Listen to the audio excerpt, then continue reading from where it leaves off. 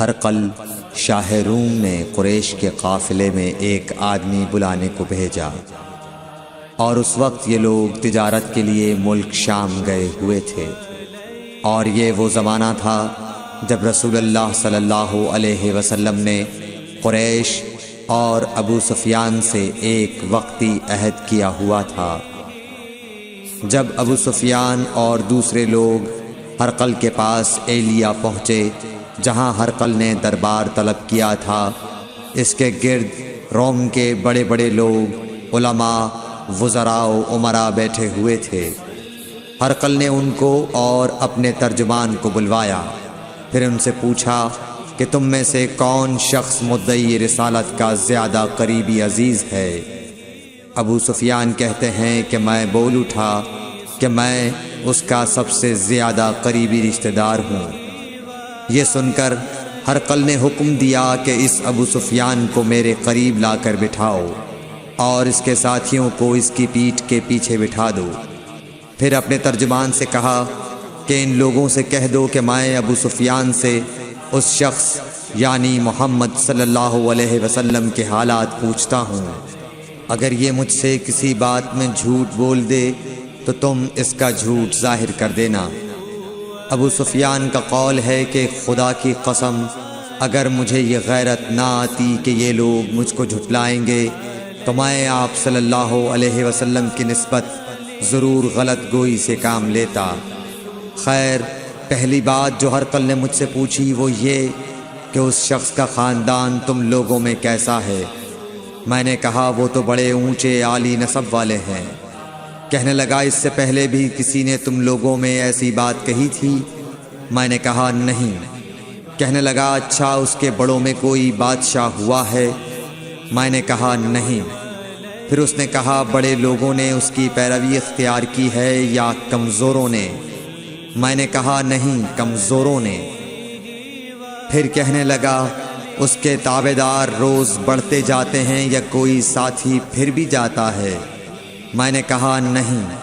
کہنے لگا کیا اپنے اس دعوی نبوت سے پہلے کبھی کسی بھی موقع پر اس نے جھوٹ بولا ہے؟ میں نے کہا نہیں، اور اب ہماری اس سے صلح کی ایک مقررہ مدت ٹھہری ہوئی ہے، معلوم نہیں وہ اس میں کیا کرنے والا ہے۔ ابو سفیان کہتے ہیں میں اس بات کے سوا اور کوئی جھوٹ اس گفتگو میں شامل نہ کر سکا۔ ہرقل نے کہا کیا تمہاری اس سے کبھی لڑائی بھی ہوئی ہے؟ ہم نے کہا کہ ہاں۔ بولا پھر تمہاری اور اس کی جنگ کا کیا حال ہوتا ہے؟ میں نے کہا لڑائی ڈول کی طرح ہے، کبھی وہ ہم سے میدان جنگ جیت لیتے ہیں اور کبھی ہم ان سے جیت لیتے ہیں۔ ہرقل نے پوچھا وہ تمہیں کس بات کا حکم دیتا ہے؟ میں نے کہا وہ کہتا ہے کہ صرف ایک اللہ ہی کی عبادت کرو، اس کا کسی کو شریک نہ بناؤ، اور اپنے باپ دادا کی شرک کی باتیں چھوڑ دو، اور ہمیں نماز پڑھنے، سچ بولنے، پرہیزگاری اور صلہ رحمی کا حکم دیتا ہے۔ یہ سب سن کر پھر ہرقل نے اپنے ترجمان سے کہا کہ ابو سفیان سے کہہ دے کہ میں نے تم سے اس کا نسب پوچھا تو تم نے کہا کہ وہ ہم سے عالی نسب ہے، اور پیغمبر اپنی قوم میں عالی نسب ہی بھیجے جایا کرتے ہیں۔ میں نے تم سے پوچھا کہ دعوی نبوت کی یہ بات تمہارے اندر اس سے پہلے کسی اور نے بھی کہی تھی؟ تو تم نے جواب دیا کہ نہیں۔ تب میں نے اپنے دل میں کہا کہ اگر یہ بات اس سے پہلے کسی اور نے کہی ہوتی تو میں سمجھتا کہ اس شخص نے بھی اسی بات کی تقلید کی ہے جو پہلے کہی جا چکی ہے۔ میں نے تم سے پوچھا کہ اس کے بڑوں میں کوئی بادشاہ بھی گزرا ہے؟ تو تم نے کہا کہ نہیں۔ تو میں نے دل میں کہا کہ ان کے بزرگوں میں سے کوئی بادشاہ ہوا ہوگا تو کہہ دوں گا کہ وہ شخص اس بہانے اپنے آباء و اجداد کی بادشاہت اور ان کا ملک دوبارہ حاصل کرنا چاہتا ہے۔ اور میں نے تم سے پوچھا کہ اس بات کے کہنے یعنی پیغمبری کا دعویٰ کرنے سے پہلے تم نے کبھی اس کو دروغ گوئی کا الزام لگایا ہے؟ تم نے کہا کہ نہیں۔ تو میں نے سمجھ لیا کہ جو شخص آدمیوں کے ساتھ دروغ گوئی سے بچے وہ اللہ کے بارے میں کیسے جھوٹی بات کہہ سکتا ہے۔ اور میں نے تم سے پوچھا کہ بڑے لوگ اس کے پیرو ہوتے ہیں یا کمزور آدمی؟ تم نے کہا کمزوروں نے اس کی اتباع کی ہے۔ تو دراصل یہی لوگ پیغمبروں کے متبعین ہوتے ہیں۔ اور میں نے تم سے پوچھا کہ اس کے ساتھی بڑھ رہے ہیں یا کم ہو رہے ہیں؟ تم نے کہا کہ وہ بڑھ رہے ہیں، اور ایمان کی کیفیت یہی ہوتی ہے حتیٰ کہ وہ کامل ہو جاتا ہے۔ اور میں نے تم سے پوچھا کہ آیا کوئی شخص اس کے دین سے ناخوش ہو کر مرتد بھی ہو جاتا ہے؟ تم نے کہا نہیں۔ تو ایمان کی خاصیت بھی یہی ہے، جن کے دلوں میں اس کی مسرت رچ بس جائے وہ اس سے لوٹا نہیں کرتے۔ اور میں نے تم سے پوچھا کہ آیا وہ کبھی عہد شکنی کرتے ہیں؟ تم نے کہا نہیں۔ پیغمبروں کا یہی حال ہوتا ہے، وہ عہد کی خلاف ورزی نہیں کرتے۔ اور میں نے تم سے کہا کہ وہ تم سے کس چیز کے لیے کہتے ہیں؟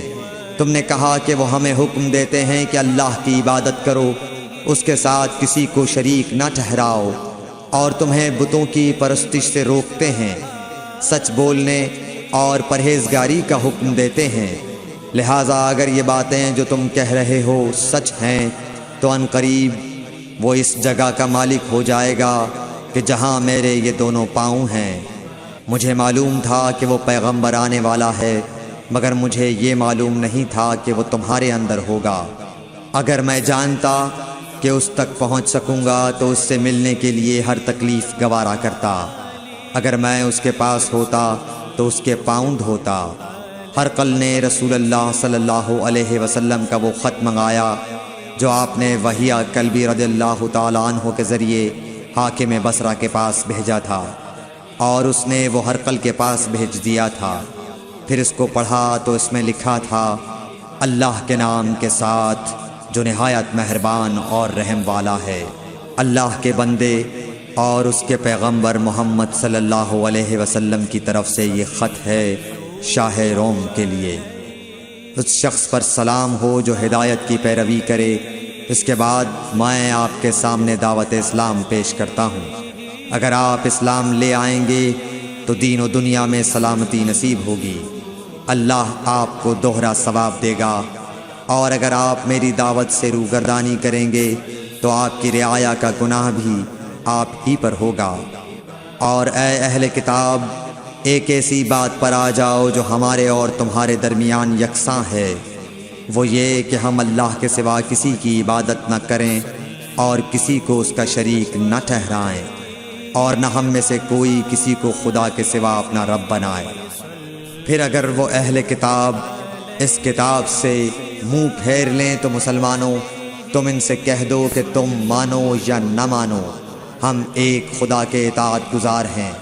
ابو سفیان کہتے ہیں، جب ہرقل نے جو کچھ کہنا تھا کہہ دیا اور خط پڑھ کر فارغ ہوا تو اس کے ارد گرد بہت شور و غوغا ہوا، بہت سی آوازیں اٹھیں اور ہمیں باہر نکال دیا گیا۔ تب میں نے اپنے ساتھیوں سے کہا کہ ابو کبشہ کے بیٹے حضرت صلی اللہ علیہ وسلم کا معاملہ تو بہت بڑھ گیا، دیکھو تو اس سے بنی اصفر روم کا بادشاہ بھی ڈرتا ہے۔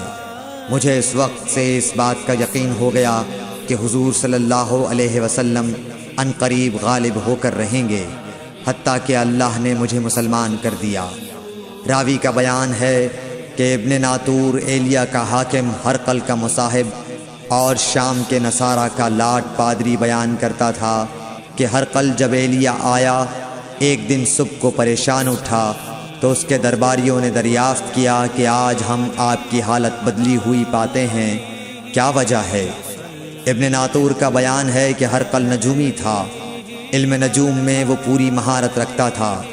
اس نے اپنے ہم نشینوں کو بتایا کہ میں نے آج رات ستاروں پر نظر ڈالی تو دیکھا کہ ختنہ کرنے والوں کا بادشاہ ہمارے ملک پر غالب آ گیا ہے۔ بھلا اس زمانے میں کون لوگ ختنہ کرتے ہیں؟ انہوں نے کہا کہ یہود کے سوا کوئی ختنہ نہیں کرتا، سو ان کی وجہ سے پریشان نہ ہوں۔ سلطنت کے تمام شہروں میں یہ حکم لکھ بھیجیے کہ وہاں جتنے یہودی ہوں سب قتل کر دیے جائیں۔ وہ لوگ انہی باتوں میں مشغول تھے کہ ہرقل کے پاس ایک آدمی لایا گیا جسے شاہ غسان نے بھیجا تھا۔ اس نے رسول اللہ صلی اللہ علیہ وسلم کے حالات بیان کیے۔ جب ہرقل نے سارے حالات سن لیے تو کہا کہ جا کر دیکھو وہ ختنہ کیے ہوئے ہے یا نہیں۔ انہوں نے اسے دیکھا تو بتلایا کہ وہ ختنہ کیا ہوا ہے۔ ہرقل نے جب اس شخص سے عرب کے بارے میں پوچھا تو اس نے بتلایا کہ وہ ختنہ کرتے ہیں۔ تب ہرقل نے کہا کہ یہی محمد صلی اللہ علیہ وسلم اس امت کے بادشاہ ہیں جو پیدا ہو چکے ہیں۔ پھر اس نے اپنے ایک دوست کو رومیہ خط لکھا اور وہ بھی علم نجوم میں ہرقل کی طرح ماہر تھا۔ پھر وہاں سے ہرقل حمص چلا گیا۔ ابھی حمص سے نکلا نہیں تھا کہ اس کے دوست کا خط اس کے جواب میں آ گیا۔ اس کی رائے بھی حضور صلی اللہ علیہ وسلم کے ظہور کے بارے میں ہرقل کے موافق تھی کہ محمد صلی اللہ علیہ وسلم واقعی پیغمبر ہیں۔ اس کے بعد ہرقل نے روم کے بڑے آدمیوں کو اپنے حمص کے محل میں طلب کیا اور اس کے حکم سے محل کے دروازے بند کر لیے گئے۔ پھر وہ اپنے خاص محل سے باہر آیا اور کہا، اے روم والو، کیا ہدایت اور کامیابی میں کچھ حصہ تمہارے لیے بھی ہے؟ اگر تم اپنی سلطنت کی بقا چاہتے ہو تو پھر اس نبی صلی اللہ علیہ وسلم کی بیعت کر لو اور مسلمان ہو جاؤ۔ یہ سننا تھا کہ پھر لوگ وحشی گدھوں کی طرح دروازوں کی طرف دوڑے مگر انہیں بند پایا۔ آخر جب ہرقل نے اس بات سے ان کی یہ نفرت دیکھی اور ان کے ایمان لانے سے مایوس ہو گیا تو کہنے لگا کہ ان لوگوں کو میرے پاس لاؤ۔ جب وہ دوبارہ آئے تو اس نے کہا، میں نے جو بات کہی تھی اس سے تمہاری دینی پختگی کی آزمائش مقصود تھی، سو وہ میں نے دیکھ لی۔ تب یہ بات سن کر وہ سب کے سب اس کے سامنے سجدے میں گر پڑے اور اس سے خوش ہو گئے۔ بالآخر ہرقل کی آخری حالت یہی رہی۔ صحیح بخاری حدیث نمبر 7۔